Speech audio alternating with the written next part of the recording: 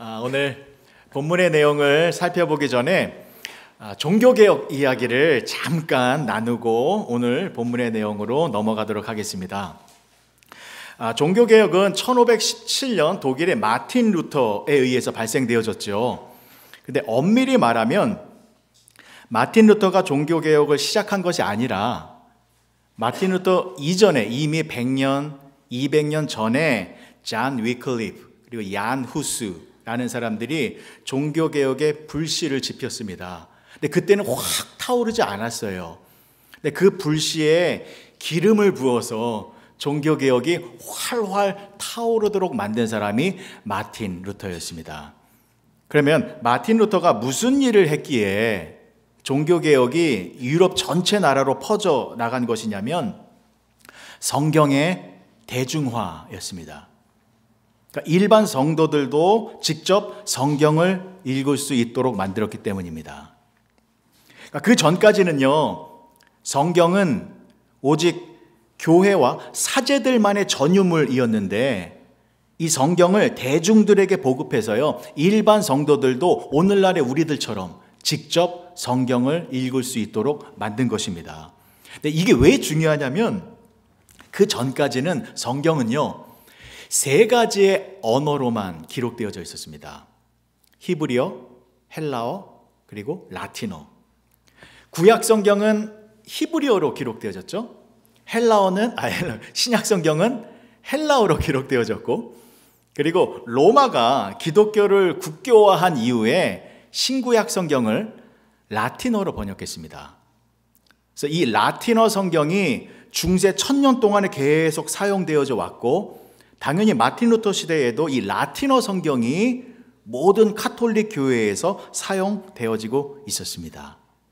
그런데 이것이 교회를 부패시키는 결정적인 요인이 된 것입니다.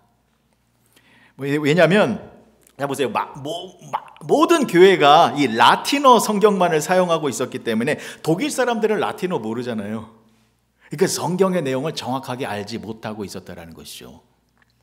그래서 교황이나 사제, 신부들이 설교를 할 때 라틴어로 읽어주고 또 독일 사람들이 알아들을 수 있도록 독일말로 이렇게 해석을 해준 거예요. 그러니까 라틴어로 읽고 못 알아들으니까 독일말로 해석을 해준 겁니다. 그런데 카톨릭 교회는 그 성도들은 그러한 말을 곧이곧대로 믿을 수밖에 없었죠. 교회에서 하는 말을 믿을 수밖에 없었습니다. 왜냐하면 라틴어를 모르기 때문에. 그래서 성경에 정말로 그런 내용이 있는지 없는지를 확인할 수 없었던 것이었죠. 그래서 그 당시 교회는 그것을 악용한 것이죠. 그래서 대표적인 것이 면죄부를 판매했잖아요. 그래서 그 당시 거의 대부분의 성도들이 돈을 주고 면죄부를 샀습니다. 왜냐하면 면죄부를 사야 내가 천국에 가고 또 나보다 먼저 돌아가신 선진들도 내가 면죄부를 사면 천국에 갈 수 있다라는 가르침을 받았기 때문에. 근데 그 면죄부라는 내용이 성경에 있어요, 없어요? 없거든요. 근데 일반 성도들은 모르잖아요. 그게 성경에 있는지 없는지. 교회에서 하라니까 그렇게 따라한 것입니다. 그래서 교회와 성직자들의 이익만을 창출하는 그러한 부패 행위가 만연해 있었다는 것입니다. 그래서 마틴 루터는 이것을 용납하지 않은 것입니다. 그래서 성경을 독일어로 번역해서 모든 성도들이 직접 성경을 읽을 수 있도록 만든 거예요. 그런데 이거 굉장히 위험한 일이었습니다.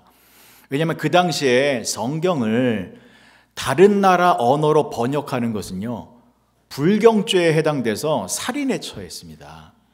예를 들면 영국의 윌리엄 틴데일이라는 사람이, 영국 사람들은 영어로 적혀 있어야 성경을 읽을 수 있잖아요. 그래서 성경을 영어로 번역하다가 발각이 돼서 종교재판에 회부되어 화형을 순교를 당했습니다. 그러니까 불태워 죽였어요. 그만큼 다른 나라 언어로 성경을 번역하는 것은 굉장히 위험한 일이었는데, 그럼에도 불구하고 마틴 루터는 성경을 대중들이 직접 읽을 수 있도록 하기 위하여 독일어로 번역하여 성경을 보급한 것입니다. 왜요? 그냥 내버려두면 안 되잖아요. 교회와 성직자들만이 이 성경을 독점하여서 잘못된 가르침으로 성도들을 지옥으로 인도하고 있는데, 성도들은 그것도 모르고 교회에서 하는 말만 믿고 그냥 순종하며 가면 우리도 천국 가겠지. 그러나 그 모든 것은 멸망으로 끝나는 일이니 그 일을 막아야 되잖아요. 그래서 마틴 루터는 일반 성도들이 직접 성경을 보고 읽고 확인해서 무엇이 진리의 길인지를 직접 보고 깨달아서 잘못된 길에서 벗어나 진리의 길, 구원의 길, 생명의 길로 갈 수 있도록 만들어준 것입니다. 그래서 오늘날에 저와 여러분들이 올바르게 신앙생활을 할 수 있는 이유는요, 성경이 나에게 있기 때문입니다. 저와 여러분들이 직접 말씀을 내가 읽고 묵상하고 확인해서 말씀을 통하여 내가 생명과 구원과 진리의 길을 발견하고 있기 때문입니다. 때문에 지금 저와 여러분들이 이렇게 한글로 된 성경, 영어로 된 성경을 내가 직접 읽고 묵상하고 확인할 수 있다는 것, 이건 너무나도 큰 은혜와 축복이다라는 것이지요. 자, 그런데 질문을 드리고자 합니다. 자, 마틴 루터가 이렇게 성경의 대중화를 통하여 종교개혁을 일으켰습니다. 자, 마틴 루터의 종교개혁은 완성된 것입니까? 미완성입니까? 그렇죠. 종교개혁은 미완성입니다. 종교개혁은 지금도 진행 중입니다. 종교개혁은 끝나지 않았습니다. 여러분 잘 들어보십시오. 마틴 루터가 성경의 대중화를 만들어서 일반 사람들도 성경을 직접 읽어서 하나님의 진리를 확인할 수 있게 되어졌습니다. 그동안에 몰랐던 것, 그동안에 잘못 알고 있었던 것을 내가 이제 직접 읽어서 말씀을 통하여 진리를 알게 되니 기쁨이 넘치고 감사가 넘치고 은혜가 넘치게 되었습니다. 자, 근데 여기서 끝나는 것이 종교개혁의 완성입니까? 하나님이 여기까지를 원하시는 것일까요? 아니지요. 조금 더 가야 됩니다. 그럼 어디까지 가야 종교개혁이 완성되는 것입니까? 하나님의 말씀대로 살아가야 합니다. 거기까지 가야 합니다. 그러니까 하나님의 말씀은 읽고 깨닫고 묵상해서 은혜 받는 것, 여기서 멈추면 안 된다는 것입니다. 내가 하나님의 말씀을 읽고 깨달았으면 그 말씀대로 살아가야 합니다. 거기까지 가야 종교개혁의 완성이고 하나님이 원하시는 자리입니다. 우리는 말씀대로 살아가야 합니다. 왜냐하면 하나님의 말씀은 생명의 말씀이기 때문입니다. 생명의 말씀이다라는 것은 말씀을 우리들에게 영원한 생명을 주시는 말씀이다라는 뜻과 함께 이 말씀은 살아있는 생명의 말씀이기 때문에 이 말씀대로 살아갈 수 있는 능력을 주시는 말씀이다라는 것입니다. 그래서 우리는 반드시 이 말씀대로 살아가야 한다는 거예요. 조금 더 설명을 드릴게요. 여러분, 하나님께서 모세를 통하여 하나님의 율법과 규례와 법도들을 이스라엘 백성들에게 주셨죠. 근데 어떠한 형태로 주셨습니까? 문자의 형태로 주셨잖아요. 이스라엘 백성들이 보고 읽고 깨달을 수 있도록 문자의 형태로 주셨는데, 그 문자의 형태로 주신 이유가 무엇입니까? 그냥 읽고 깨달아서 감동하라고 주신 것입니까? 아니지요. 말씀을 읽고 깨닫고 깨우쳤다면 그 말씀대로 실천하며 살아가도록 하기 위하여 문자의 형태로 주셨다는 것입니다. 그래서 하나님의 말씀은 반드시 실천해야 된다는 거예요. 성경 몇 구절 확인해 볼게요. 레위기서 22장 31절의 말씀입니다. 너희는 내 계명을 지키며 행하라. 나는 여호와이니라. 지키며 행하라. 그리고 우리가 잘 아는 신명기서 28장 1절에서 6절까지의 말씀입니다. 내가 내 하나님 여호와의 말씀을 삼가 듣고 내가 오늘 내게 명령하는 그 모든 명령을 지켜 행하면 내 하나님 여호와께서 너를 세계 모든 민족 위에 뛰어나게 하실 것이라. 내가 내 하나님 여호와의 말씀을 청종하면, 여기서 청종하다라는 뜻도요, 듣고 순종하다라는 뜻이에요. 말씀을 듣고 순종으로 행하면 이 모든 복이 내게 임하며 내게 이르리니 성읍에서도 복을 받고 들에서도 복을 받을 것이며 내 몸의 자녀와 내 토지의 소산과 내 짐승의 새끼와 소와 양의 새끼가 복을 받을 것이며 내 광주리와 떡반죽 그릇이 복을 받을 것이며 내가 들어와도 복을 받고 나가도 복을 받을 것이니라. 마지막 한 군데요. 여호수아서 1장 7절에서 8절입니다. 오직 강하고 극히 담대하여 나의 종 모세가 내게 명령한 그 율법을 다 지켜 행하고 좌로나 우로나 치우치지 말라.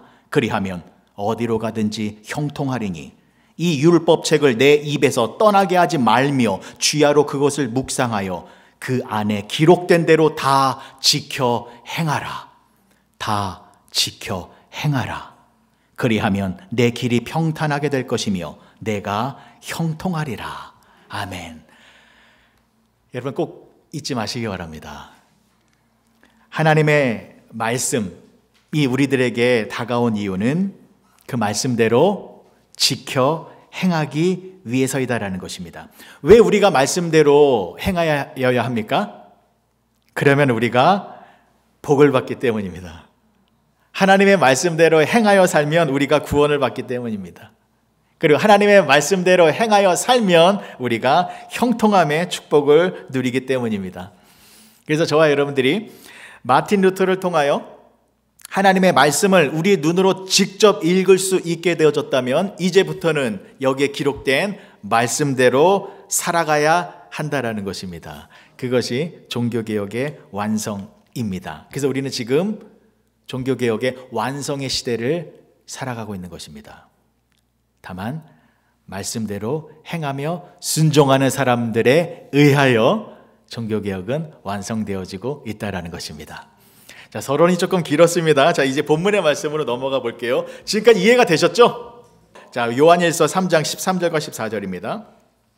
형제들아, 세상이 너희를 미워하여도 이상히 여기지 말라. 우리는 형제를 사랑함으로 사망에서 옮겨 생명으로 들어간 줄을 알거니와 사랑하지 아니하는 자는 사망에 머물러 있느니라.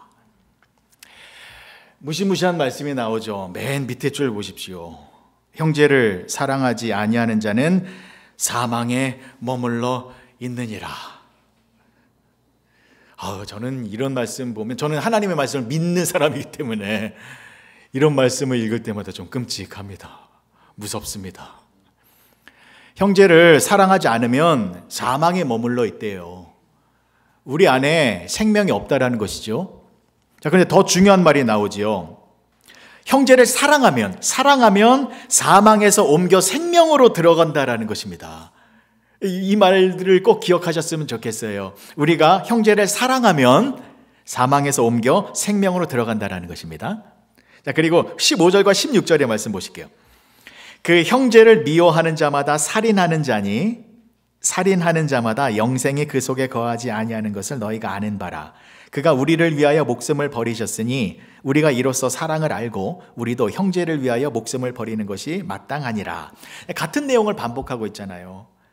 형제를 미워하는 자는 그 사람을 살인하는 것이래요. 그래서 그 안에 영생이 거하고 있지 않다라는 것입니다. 여러분, 사람을 절대로 미워하시면 안 됩니다. 미워하시면 안 돼요. 근데 미운 사람이 있죠. 나도 모르게 이게 미워하는 감정이 들 때 있죠. 이건 우리가 통제할 수 있는 게 아니잖아요. 그러면 이 문제를 어떻게 해결해야 할 것인가는 다음 주 야외 예배 가서 제가 말씀을 드릴 거예요. 다음 주에. 오늘은 여기까지 하고 넘어갑니다. 자, 그런데 우리는 계속 보시면 우리는 형제를 미워하면 안 됩니다. 그런데 우리는 예수님이 우리를 사랑하셔서 당신의 목숨을 십자가에서 버리신 것처럼, 그러니까 우리에 대한 사랑을 알려주시기 위해서 예수님께서 십자가에서 당신의 목숨을 버리셨잖아요. 마찬가지로 우리도 형제의 사랑을 나타내기 위하여 우리의 목숨을 버려야 한다라는 말씀이 나왔잖아요.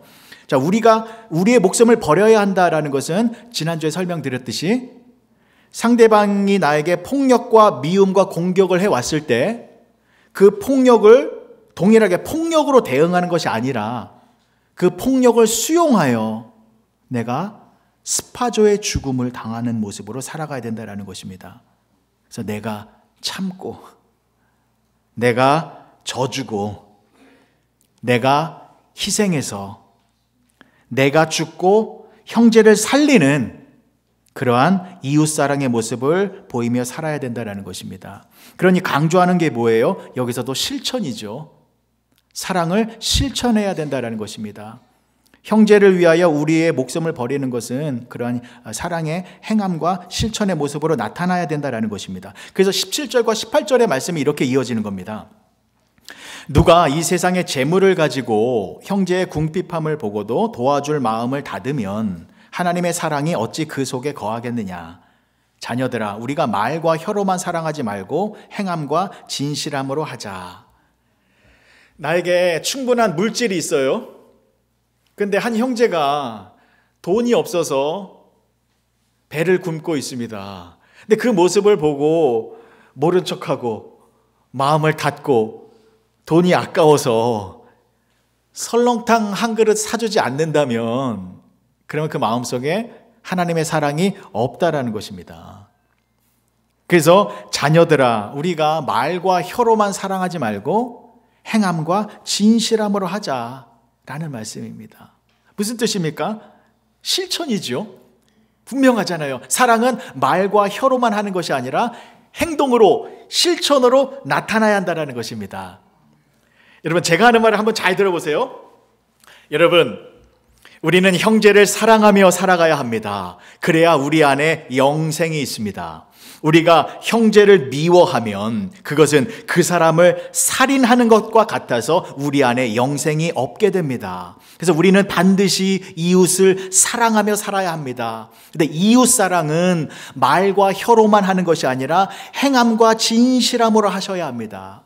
그렇게 우리가 진실함으로, 행함으로 이웃사랑을 실천하면 우리가 사망에서 생명으로 옮겨져 영원한 생명을 누리게 됩니다. 여러분, 제가 지금 방금 한 말 거짓말인가요? 제가 성경에 없는 말을 지어서 말했나요? 아니죠. 성경에 있는 말을 했습니다. 근데 제가 한 말이 성경에 있는 말이다라는 것을 여러분들은 어떻게 아셨습니까? 여러분들 눈으로 말씀을 직접 확인해 보셨잖아요. 그렇죠? 자, 그럼 여기까지가 마틴 루터가 일으킨 종교개혁이에요. 제가 말하는 것, 교회에서 말하는 것이 거짓말이 아니라 성경에 나와 있는 거구나 라는 것을 여러분들도 확인할 수 있게 되었습니다. 자, 이후에는 우리가 어떻게 해야 된다고요? 확인했으면 이 말씀대로 실천하며 살아가야 된다는 것입니다. 특별히 오늘 말씀을 통하여 우리 두 눈으로 확인한 것이 이웃사랑은 말과 혀로만 하는 것이 아니라 행함과 진실함으로 해야 되는 거구나. 그래야 우리 안에 영원한 생명이 있게 되는 것이구나 라는 것을 여러분들 직접 보셨잖아요. 이제는 그 말씀대로 우리도 행함으로 나타나야 된다는 것입니다. 되셨죠? 자, 그러면 우리는 이웃사랑을 실천해야 되잖아요. 그럼 어떤 모습으로 실천해야 될까요? 어떤 행동을 나타내야 할까요? 그건 역시 성경에 나와 있습니다. 제가 한번 읽어드릴게요. 마태복음 25장 31절에서 40절까지의 말씀인데요. 좀 길어요. 네, 여러분들이 다 알고 계시는 내용입니다. 제가 쭉 읽어드릴게요. 보십시오.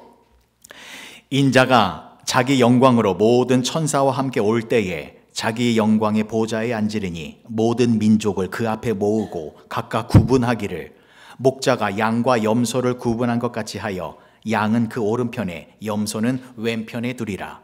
무슨 말인지 아시죠? 예수님께서 천군 천사를 대동하여 이 땅에 다시 오실 것입니다. 그러면 모든 사람들은 하나님 앞에서 심판을 받게 돼요. 그때 하나님께서 구원을 받은 양 무리는 오른편에, 구원을 받지 못한 저주받은 염소 무리는 지옥에 가는데 왼편에 두게 된다는 것입니다. 자, 그런데 보세요. 구원받은 양 무리, 오른편에 있는 양 무리는 어떻게 해서 구원을 받았는지가 설명이 나와요. 계속 볼게요. 34절부터입니다. 그때에 임금이 그 오른편에 있는 자들에게 이르시되 내 아버지께 복을 받은 자들이여 나와 창세로부터 너희를 위하여 예비된 나라를 상속받으라. 내가 줄일 때에 너희가 먹을 것을 주었고 목마를 때에 마시게 하였고 나그네 되었을 때에 영접하였고 헐벗었을 때에 옷을 입혔고 병들었을 때에 돌아보았고 옥에 갇혔을 때에 와서 보았느니라. 그러니 의인들이 이렇게 대답하는 거, 우리가 언제 그렇게 했나요? 라는 말씀이 이어져요. 37절, 이에 의인들이 대답하여 이르되 주여 우리가 어느 때에 주께서 줄이신 것을 보고 음식을 대접하였으며 목마르신 것을 보고 마시게 하였나이까? 어느 때에 나그네 되신 것을 보고 영접하였으며 헐벗으신 것을 보고 옷 입혔나이까? 어느 때에 병드신 것이나 옥에 갇히신 것을 보고 가서 배웠나이까 하리니. 자, 이렇게 하나님께서 말씀해 주십니다. 40절이요. 임금이 대답하여 이르시되 내가 진실로 너희에게 이르노니 너희가 여기 내 형제 중에 지극히 작은 자 하나에게 한 것이 곧 내게 한 것이니라 하시고. 아멘.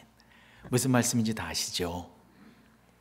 내 형제 가운데 지극히 작은 자에게 한 것이 곧 예수님에게 한 일이다라는 것입니다.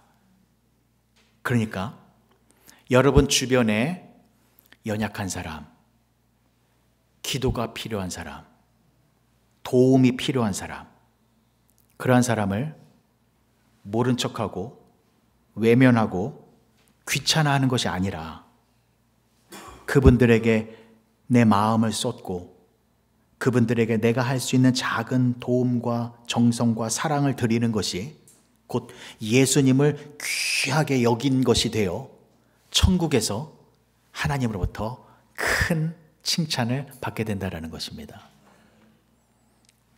그런데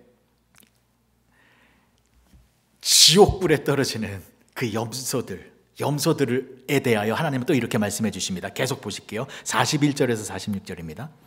또 왼편에 있는 자들에게 이르시되 저주를 받은 자들아 나를 떠나 마귀와 그 사자들을 위하여 예비된 영원한 불에 들어가라. 내가 줄일 때에 너희가 먹을 것을 주지 아니하였고 목마를 때에 마시게 하지 아니하였고 나그네 되었을 때에 영접하지 아니하였고 헐벗었을 때에 옷 입히지 아니하였고 병들었을 때와 옥에 갇혔을 때에 돌보지 아니하였느니라 하시니 그들도 대답하여 이르되 주여 우리가 어느 때에 주께서 줄이신 것이나 목마르신 것이나 나그네 되신 것이나 헐벗으신 것이나 병드신 것이나 옥에 갇히신 것을 보고 공양하지 아니하더이까? 이에 임금이 대답하여 이르시되 내가 진실로 너희에게 이르노니 이 지극히 작은 자 하나에게 하지 아니한 것이 곧 내게 하지 아니한 것이니라 하시니 그들은 영벌에 의인들은 영생에 들어가리라 하시니라. 아멘. 여러분 오늘 이 구절을 꼭 기억하셨으면 좋겠습니다. 지극히 작은 자에게 한 것이 곧 예수님에게 한 것이고 지극히 작은 자에게 하지 아니한 것은 곧 예수님에게 하지 아니한 것이다라는 것입니다. 기독교인들이 이 말을 좀 진지하게 생각했으면 좋겠어요. 정말 우리가 이 말씀을 실천하며 살았으면 좋겠습니다. 이 말씀에 의하면 저와 여러분들은 나중에 천국에 가서 하나님 앞에서 심판을 받게 될 거예요. 그때 하나님이 양과 염소를 구분하게 되는데, 근데 하나님이 인정하시는 양은 누구라고요? 그러니까 천국에서 영생을 누리게 될 사람들이 누구라고 오늘 본문 말씀은 나와 있습니까? 이 땅에 살 때에 지극히 작은 자에게 사랑을 베푼 사람, 이 사람들이 양이 되어 천국에 가게 된대요. 근데 여러분 이상하잖아요. 누가 천국에 갈 수 있어요? 누가 구원을 받고 누가 영원한 생명을 얻을 수 있습니까? 예수님 믿는 사람이잖아요. 예수님을 믿어야 구원을 얻고 영생을 얻어 천국에 가잖아요. 근데 이 본문 말씀에서는 사랑을 실천하는 사람이 천국에 간대요. 무슨 뜻입니까?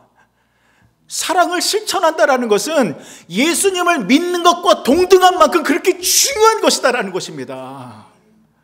그래서 우리가 예수님을 믿어 구원을 얻은 영원한 천국 백성들이라면 우리는 반드시 이웃을 사랑하는 모습이 나와야 된다라는 것입니다. 이게 안 나오면 의심해 봐야 돼요. 저와 여러분들은 이미 구원받은 사람입니다. 예수님을 믿고 있기 때문입니다. 그래서요, 저와 여러분들은 나중에 하나님 앞에 섰을 때에 하나님이 저와 여러분들에게 상급을 주시고 칭찬을 해주시는 그 근거는 이 땅에 살면서 지극히 작은 자들에게 얼마만큼 사랑을 베풀었는가, 그것 보십니다. 교회에서 기도 많이 하고 남들보다 성경 많이 읽고 남들보다 찬양 많이 부른다고 우쭐대는 것, 예수님께서 분명히 말씀하셨잖아요. 나더러 주여 주여 하는 자마다 자 천국에 들어가는 것이 아니다. 그 사람들이 우리가 주의 이름으로 귀신도 쫓아냈고 주의 이름으로 능력도 행했습니다. 예수님은 그런 거 보지 않으신다라는 거잖아요. 오직 하나님의 뜻대로 행하는 자라야 천국에 들어가리라. 하나님의 뜻은 이웃사랑을 실천하는 것입니다. 여러분, 제가 마지막으로 톨스토이의 단편소설 한 가지를 또 말씀드리면서 말씀을 정리하고자 합니다. 톨스토이의 단편소설 제목이 사랑이 있는 곳에 신이 있다라는 소설이에요. 한 번씩 꼭 읽어보시기를 권면드립니다. 제가 간략하게 줄거리를 말씀드릴게요. 네, 제가 한 가지 예언을 하자면 여러분들이 제가 말씀드린 내용을 들으실 때 점점 결과를 예측하게 될 거예요. 그러면서 점점 얘기를 들을 때 뻔한 얘기네, 재미없는 얘기네 라는 생각이 분명히 드실 거예요. 자, 시작해 보겠습니다. 어떤 작은 도시에 마틴이라고 하는 구두 수선공이 살고 있었습니다. 이 마틴은 한 건물 지하에 구두 수선실을 마련해 놓고 이제 구두 수선 일을 하고 있었는데 위에 창문이 하나 있었어요. 근데 이 창문을 통해서 지나가는 사람들이 발이 보이잖아요. 신발이 보이잖아요. 그래서 이 마틴은요, 그 신발을 보고 그 사람이 누구인지를 다 알아요. 왜냐면 그 동네 사람들의 신발은 다 자기가 고쳐주었거든요. 그래서 그 신발을 통하여 누가 누군지를 잘 알고 있는 사람이었는데 어느 날 마틴이 성경을 읽으면서 큰 은혜를 받았습니다. 특별히 이제 복음서를 읽으면서 예수님의 사랑에 큰 감동을 얻었고, 그리고 성경 속에서 예수님을 만난 사람들 있잖아요. 이 사람들이 너무 부러웠던 거예요. 그래서 나도 이 사랑의 예수님을 한번 좀 만나봤으면 좋겠다.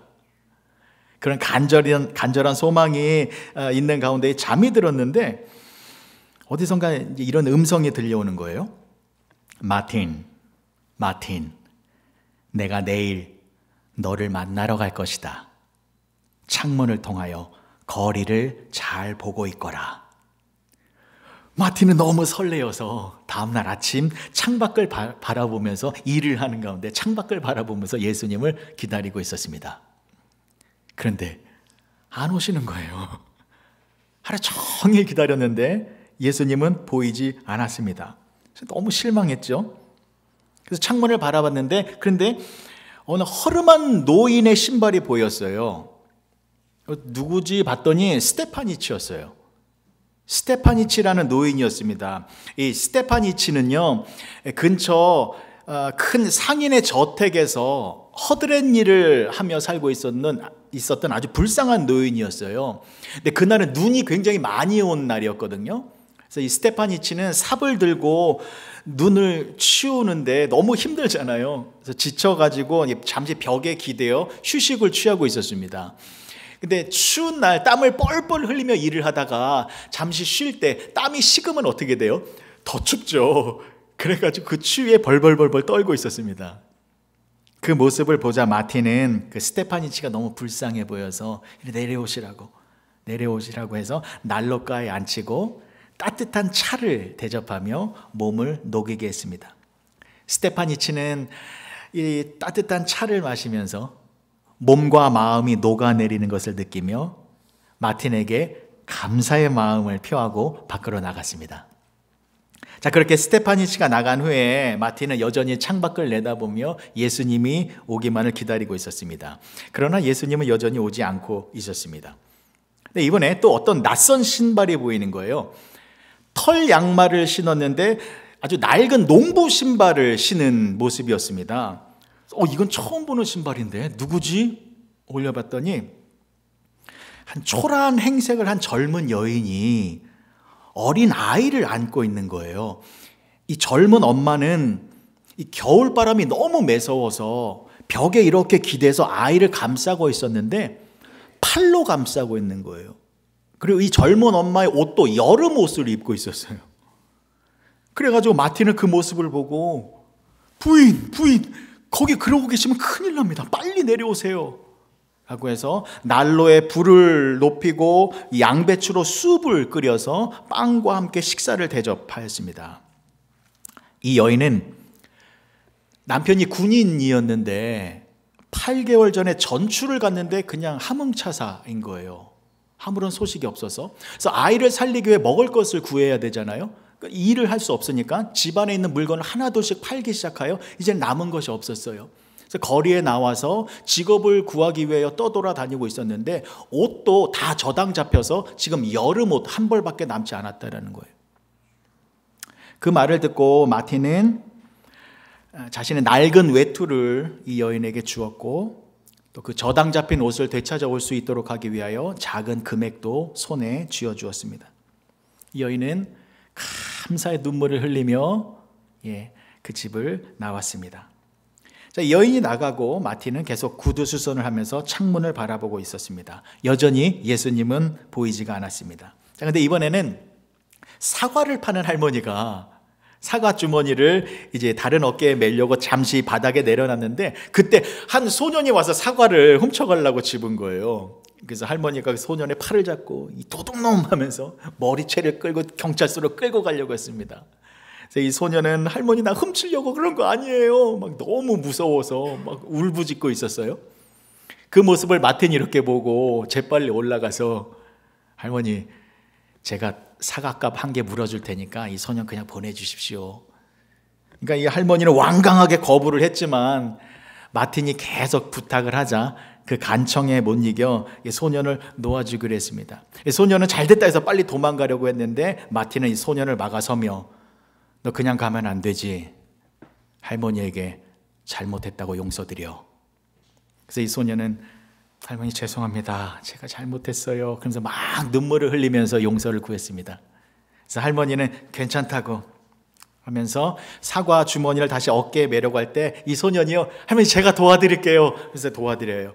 그리고 이 소년이 할머니를 부축해서 함께 화해가 된 모습으로 이제 거리를 함께 빠져나갔습니다. 그리고 마틴은 이제 지하실로 내려왔어요. 날이 저물었어요.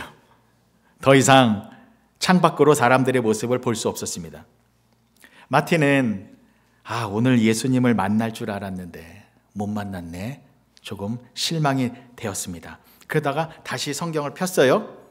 근데 그 작업실에 분명히 마틴 혼자밖에 없었는데 저 옆에서 사람들이 웅성웅성거리는 소리가 들렸습니다. 그러더니 갑자기 큰 음성이 들려오는 거예요. 마틴, 나를 모르겠느냐? 누구세요? 했더니 나였느니라 라고 하며 스테파니치가 걸어 나오는 거예요. 그러면서 환한 미소를 보이며 사라집니다. 그리고 또 음성이 들려와요. 나였느니라. 보니까 어린 아이를 팔에 안고 있는 그 젊은 엄마가 나와서 기쁨의 웃음을 띠며 또 구름같이 사라졌습니다. 그리고 또다시 음성이 들려옵니다. 나였느니라. 그러면서 할머니와 사과를 든 소년이 기뻐하며 나와서 또 기쁨의 인사를 하고 사라졌습니다. 마틴은 그 모습을 보고 하나님이 주시는 사랑, 은혜, 감동으로 가득했습니다. 그리고 너무 감사해서 성경을 폈는데 이 구절이 나온 거예요. 이 구절이 제가 다시 한번 읽어드릴게요. 마태복음 25장 35절에서 40절이요. 내가 줄일 때에 너희가 먹을 것을 주었고 목마를 때에 마시게 하였고 나그네 되었을 때에 영접하였고 헐벗었을 때에 옷을 입혔고 병들었을 때에 돌아보았고 옥에 갇혔을 때에 와서 보았느니라. 이에 의인들이 대답하여 이르되 주여 우리가 어느 때에 주께서 줄이신 것을 보고 음식을 대접하였으며 목마르신 것을 보고 마시게 하였나이까? 어느 때에 나그네 되신 것을 보고 영접하였으며 헐벗으신 것을 보고 옷 입혔나이까? 어느 때에 병드신 것이나 옥에 갇히신 것을 보고 가서 배웠나이까? 하리니 임금이 대답하여 이르시되 내가 진실로 너희에게 이르노니 너희가 여기 내 형제 중에 지극히 작은 자 하나에게 한 것이 곧 내게 한 것이니라. 아멘. 여러분 어떠세요? 제가 쭉 소설의 내용을 말씀드렸을 때 결론을 미리 예측하셨죠? 뻔한 내용이네. 당연히 그 스테파니치가 예수님일 거고, 그죠? 김민정 집사님 하품하시잖아요. 뻔한 내용이거든요. 그리고 그 아이를 아는 엄마가 예수님일 것이고, 또 할머니와 그 소년이 예수님이겠네, 뻔한 내용이겠네. 저도 그렇게 읽으면서 끝까지 소설을 읽었을 때에, 자, 다 읽고 나서 제 머리와 가슴에 큰 충격으로 다가온 것이 있었습니다. 그래, 내가 지금 읽은 거 이거 뻔한 내용이잖아. 내가 어려운 사람을 도와주면 그 일은 예수님에게 한 것이고, 그 어려운 사람이 예수님이잖아. 이거 뻔한 거잖아. 그렇다면 이 뻔한 일이 지금 나에게도 일어나고 있는 거잖아. 내가 내 주변의 사람들을 외면하지 아니하고 내가 할 수 있는 도움과 사랑과 희생, 섬김을 내어주면 그것은 예수님에게 한 것이고 그 사람이 예수님이 되는 거잖아. 그러면서 이거 뻔한 거잖아. 너무 당연한 거잖아. 그렇다면 내 주위에는 예수님이 얼마나 많이 계신 것인가? 주리돈 장로님이 편찮으셨을 때에 설렁탕 한 그릇 사다 드린 것, 이거 예수님에게 행한 거잖아. 우리 박대현 장로님과 박연승 권사님 자녀 댁에 계실 때에 권사님 잘 계시지요? 안부 전화 드린 것, 이거 예수님에게 한 거잖아. 우리 이샤론 집사님이 수술을 잘 마치시고 회복 중에 계실 때에 그 집에 찾아가서 함께 기도하고 찬양하고 함께 손을 잡고 격려한 것, 예수님에게 한 거잖아. 그러니 제 주위에는 예수님이 얼마나 많이 계신 것입니까? 여러분들이 저에게 예수님이십니다. 제가 여러분들을 도와드리면 나중에 예수님께서 천국에서 저에게 말씀해 주시는 겁니다. 그때 고마웠다고. 그때 네가 나를 도와준 것이라고. 그래서 저는요, 너무 기대가 돼요. 너무 설레어요. 한 분 한 분 제가 여러분들을 도와드릴 때마다 그 하나님이 다 보고 계십니다. 그것 가지고 칭찬해 주십니다. 제가 신미자 권사님에게 물 한 잔 떠다 드리면 나중에 예수님이 분명히 그러실 거예요. 한 목사야, 나 그때 정말 목말랐었거든. 그때 물 한 잔 떠다 준 건 너무 고마웠다. 사랑하는 성도 여러분, 사랑은 말과 혀로만 하는 것이 아닙니다. 행함과 진실함으로 하셔야 되는 것입니다. 여러분들이 이웃사랑을 행함으로, 실천함으로 나타내시면 하나님께서 그것을 다 보시고 나중에 천국에서 고맙다 라고 말씀해 주실 것입니다. 제가 이 설교를요, 금요일 날 밤에 마쳤어요. 밤에 마치고 이제 교회 일 정리하고 밖으로 나왔는데 이제 12시가 넘었더라고요. 집에 가는데 차에 가스가 다 떨어져서 이제 가스 스테이션에 가서 가스를 넣으려고 하는데 한 늙으신 여성분이 이렇게 오는 거예요. 보니까 행색도 추레하고 얼굴도 햇볕에 그을려서 거칠은 모습이었어요. 그러면서 하시는 말이 그 전형적인 말이 있잖아요. 지갑을 집에 두고 왔대요. 가스를 넣어야 되는데 가스를 좀 넣어달래요. 가스비를 좀 달래요. 그러니까 차가 서 있어요. 이 설교 준비를 괜히 했나? 왜 갑자기 이 설교 내용과 동일한 내용이 벌어진 거잖아요. 그런데 여러분, 정말로요, 예수님처럼 보였어요. 와, 예수님이 오셨구나. 그래가지고 지갑에 있는 한 30불 있었거든요. 다 드렸어요. 다. 근데 이분이 고맙다고 하면서 가시는데요, 제가 어떻게 했는지 아세요? 예수님 30불 드렸습니다. 그러면서요, 예수님과 제가 친밀해지는 그 느낌 있잖아요. 예수님과 제가 정말 가까이서 이렇게 있는 그 느낌이요. 예수님을 정말 도와드린 그 느낌. 그래서 제가 확신으로 여러분들께 말씀을 드립니다. 내 주위에 어려운 사람들에게 물 한 잔 대접해 주세요. 손잡고 기도해 주세요. 한번 안아주셔서 수고했다고 힘내라고 격려해 주십시오. 그 사랑을 실천하면 나중에 천국에서 예수님께서 여러분들에게 고마웠다고 칭찬해 주실 것입니다. 그렇게 사랑을 실천하며 살아가시는 우리 모두가 되어주시길 주님 이름으로 간절히 축복합니다. 기도하시겠습니다. 좋으신 아버지 하나님, 은혜를 감사합니다. 하나님, 마틴 루터의 공덕으로 인하여 우리가 하나님의 말씀을 직접 눈으로 확인할 수 있게 해주시니 감사를 드립니다. 하나님, 그러나 우리가 말씀을 읽었다면, 그 말씀을 통하여 은혜를 받았다면 거기서 멈춰서는 안 됩니다. 그 말씀대로 우리가 실천하며 살아야 됩니다. 하나님은 계속해서 우리에게 말씀해 주고 계십니다. 이웃사랑을 실천해야 한다고, 내 주변에 있는 지극히 작은 자를 섬겨야 한다고. 하나님, 우리가 그 말씀을 보고 깨달았다면 오늘부터 실천하며 살아가는 우리들이 되게 하여 주시옵소서. 내 주변에 지극히 작은 자에게 사랑을 베푸는 것은 예수님에게 행하는 일입니다. 예수님이 그것을 기억하여 우리들에게 상급을 주시고 칭찬을 해주십니다. 그렇게 사랑을 실천하여서 하나님의 자녀다운 예수님과 동행하는 그러한 천국 백성으로 살아가는 우리 모두가 되게 하여 주시옵소서. 예수님의 이름으로 기도합니다. 아멘.